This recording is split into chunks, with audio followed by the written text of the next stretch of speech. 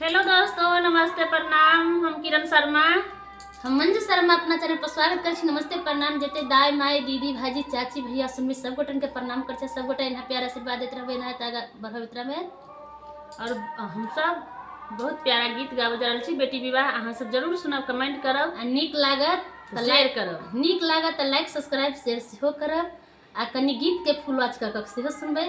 बहुत प्यारा से बेटी विवाह गीत छै, बहुत दर्द भरा बेटी विवाह गीत छै। जिनका घर में बेटी के विवाह रहे उनका घर में कुछ खुशी के माहौल रहे छै, कुछ दुखिये के माहौल रहे छै कि बेटी घर छोड़ के जाए तो माहौल तो उदास भइए जाए छै।